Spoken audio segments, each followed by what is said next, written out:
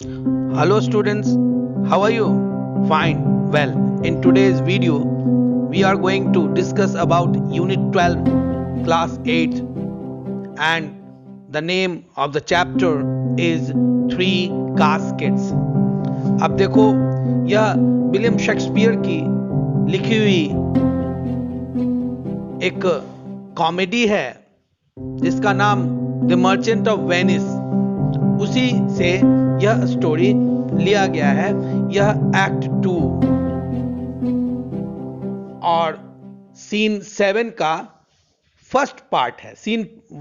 आपका सीन 7 का first scene है और इसमें बेलमाउंट का सीन है जिसमें पोर्शिया से शादी करने के लिए जो उसके फादर, पोर्शिया के फादर ने जो शर्त रखी थी, जो 3 बॉक्सेस हैं, 3 बॉक्सेस आर देयर, उन तीनों बॉक्सों में से जो भी किंग उस सही करेक्ट बक्से को आइडेंटिफाई करेगा, it was just a quiz.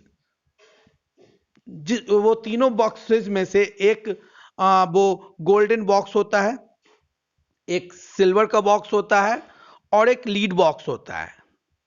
और जैसा शर्त था कि जिस बक्से में से पोर्शिया की पोर्ट्रेट निकलेगी, यानी पोर्शिया की जिस भी बक्से में, चाहे वो गोल्डन बक्से हो या फिर सिल्वर का बॉक्स हो या फिर लीड का बॉक्स हो, जिसमें पोर्शिया की तस्वीर निकलेगी और जो भी किंग, जो भी प्रिंस उस बक्से को सेलेक्ट करेगा, उसी की शादी पोर्शिया से होगी। तो शुरू करते हैं। आप ये विलियम शेक्सपियर की, अगेन मैं आपको बता दूं, विलियम शेक्सपियर की द मर्चेंट ऑफ वेनिस से ली गई है। इसमें जो मेन कैरेक्टर्स हैं द 3 कास्केट्स के, वो हैं the Prince of Morocco, Portia जिनका स्वयंवर है, निरिशा पोर्शिया की मेड, द प्रिंस ऑफ एरागोन, कुछ सर्वेंट्स हैं, बेसोनियो जो कि लास्ट में बेसोनियो की ही शादी होती है पोर्शिया से, और ब्रेटेनियो जो कि बेसोनियो के साथ आया है, बेसोनियो का अटेंडेंट है।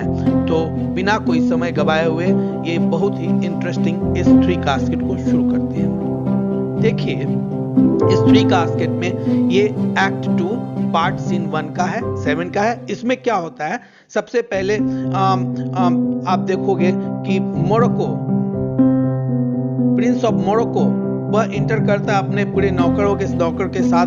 अब पूरे व्हाइट में है वो, ठीक है ना, पूरे व्हाइट ड्रेस पहने हुए, लेकिन उसकी जो कलर है स्किन की वो ब्लैक है, ठीक है।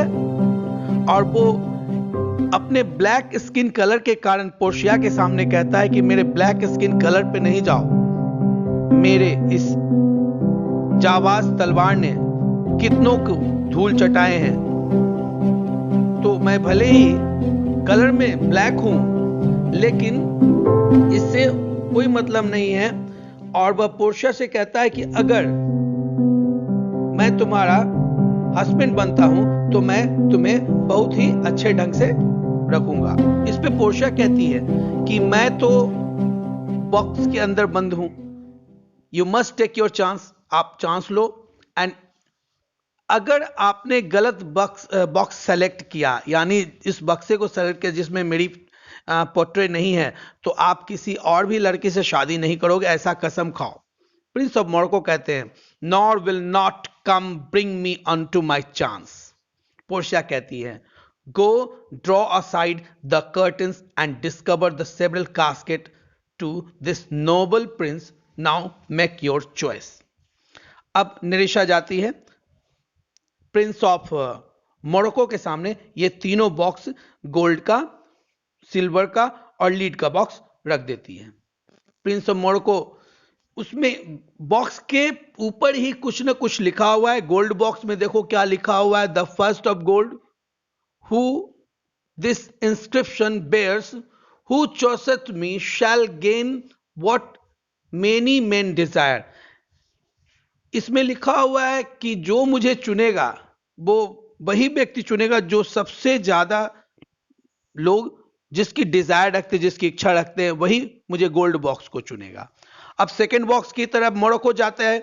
सेकंड बॉक्स जो कि सिल्वर का बॉक्स है, उस बॉक्स में लिखा हुआ है, देखो उसमें लिखा हुआ है क्या, what it says leaden, what it says the, अब देखो सिल्वर के बॉक्स में लिखा, who chooseth me must give and hazard all he hath, यानी जो मुझे जो जितना डिजर्व करता है उतना ही उसे मिलेगा।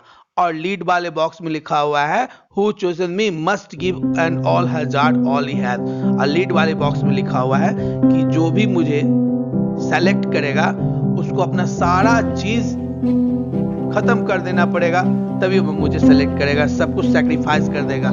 और सिल्वर वाले में लिखा हुआ रहता है कि जो जितना डिजर्विंग है, जो जितना डिजर्विंग है उसे उतना ही मिलेगा। प्रिंस ऑफ मोरक्को सोचते हैं कि चलो क्यों ना गोल्डन को चूज किया जाए। जब वो गोल्डन बॉक्स चूज करते हैं तो उसमें लिखा हुआ बात जरा देख लीजिए, क्या लिखा, all that glitters is not gold, हर चमकने वाली चीज सोना नहीं होती है। Often have you heard that told, तुमने हमेशा ये बात सुनी होगी। Many a man his life hath sold by my outside to behold, उसमें लिखा रहता है कि हर चमकदार चीज सोना नहीं होती है। सॉरी, हार्ड लक, बेचारा मोरक्को वहीं से मुंह नीचे करके चला आता है। अब पोर्शिया, ये आपका वो सीन खत्म होता है। अब पोर्शिया और निरिसा आपका एक्ट 2 सीन 9 में आप देखते हो, निरिसा पोर्शिया इंतजार कर रहे हैं, तभी एरागन प्रिंस आते हैं। एरागन प्रिंस आके भी जैसे मोरक्को ने, प्रिंस ऑफ मोरक्को ने जिस प्रकार बड़ी बड़ी डींगे हाँकी थी, उन्होंने भी इसी प्रकार की डींग हाँकते हैं कि मैं अगर तुमसे शादी, अगर मैं तुम्हें सेलेक्ट कर लेता हूं तो मेरा किस्मत बहुत अच्छा होगा और मैं तुम्हें बहुत खुश रखूंगा। बात वही, फिर से वही बात, चूंकि पोर्शिया के फादर जिनकी बेलमाउंट का जो पैलेस है उसके मालिक थे, वो बहुत ही समझदार आदमी थे, बहुत ही चालाक आदमी थे। उन्होंने कुछ इसी प्रकार का क्विज रखा था जिसमें जो वास्तविकता में, सही में, रियलिटी में पोर्शिया को लव करेगा, उसको चाहेगा, वही उसको सेलेक्ट कर पाएगा। देखो किसी न किसी प्रकार से वो भी तीनों बॉक्सेस पे जो लिखा हुआ इंस्क्रिप्शन है, फर्स्ट गोल्ड में क्या लिखा हुआ है कि जो सबसे ज्यादा जो आदमी जिसको पसंद करता है वही इसको सेलेक्ट करेगा। सिल्वर बॉक्स में लिखा हुआ है कि जो जितना डिजर्विंग करेगा उसे उतना ही मिलेगा, और लीड वाले बॉक्स में लिखा हुआ है जो मुझे चुनेगा उसे अपना सब कुछ गंवाना पड़ेगा, तभी मुझे चुनेगा।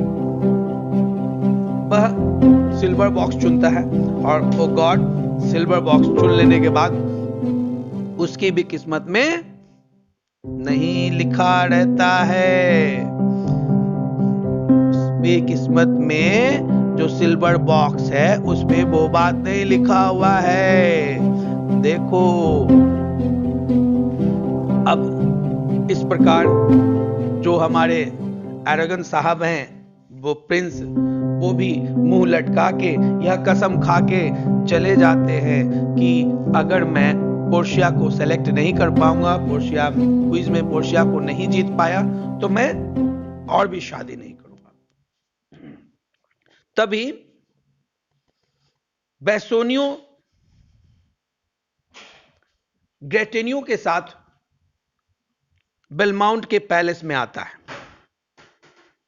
और आकर के, चूंकि मर्चेंट ऑफ वेनिस की यह कहानी है और बेसोनियो और पोर्शिया एक दूसरे को लव करते हैं, लेकिन उसके फादर जो कंडीशन, टर्म और कंडीशन अप्लाई कर दिए हैं कि जो सही बॉक्स को सेलेक्ट करेगा उसी से पोर्शिया की शादी होगी। पोर्शिया चाहती है, पोर्शिया कहती है कि मैं चाहूं तो यह बता दूं कि कौन से बॉक्स में मेरी पोर्ट्रे है, लेकिन मैं ऐसा नहीं कर सकती हूं। अगर मैं ऐसा करती हूं तो मैं अपने फादर को चीट करूंगी। बेसोनियो बोलता है, नो डाउट, कोई समस्या नहीं है, मैं अगर किस्मत में हमारी है तो मैं सही बॉक्स सेलेक्ट करूंगा ही करूंगा।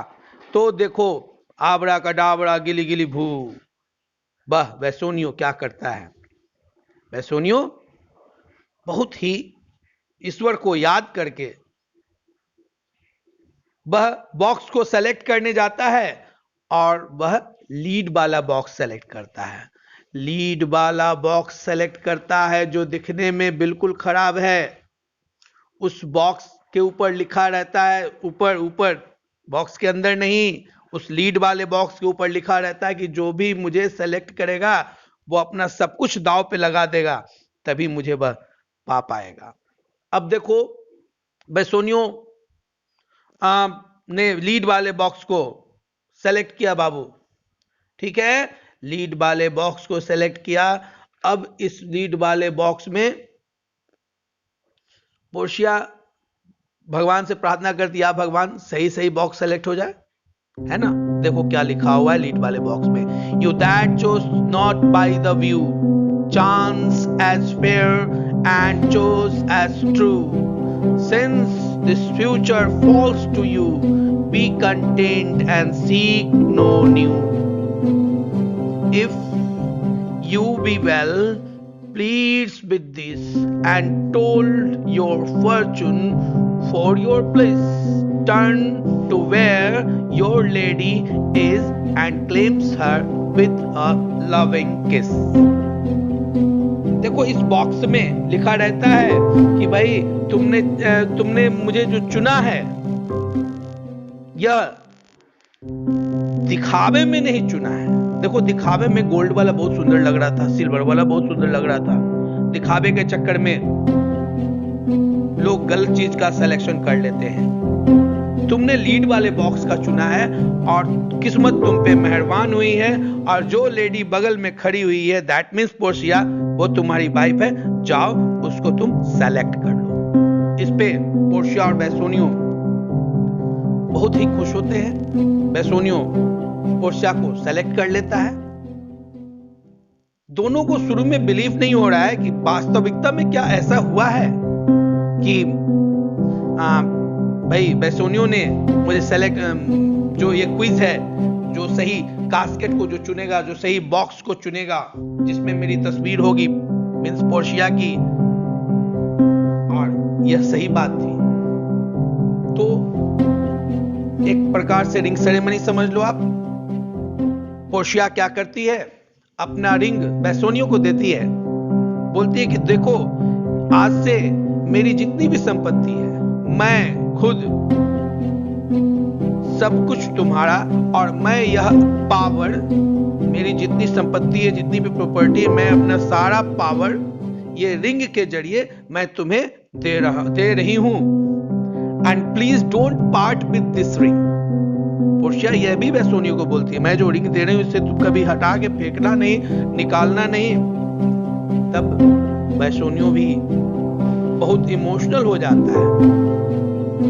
बेसोनियो बोलता है, madam you have bereft me of all birds, okay, only my blood speaks to you in my veins and there is such confusion in my powers। कहता है कि मेरे अंदर अब जान नहीं है, तुमने मुझे लगभग परचेस कर लिया, मेरे अंदर का ब्लड ही अब सिर्फ बोल पाएगा, और मैं ईश्वर की कसम खा के कहता हूं कि मैं कभी भी इस रिंग से सेपरेट नहीं होऊंगा।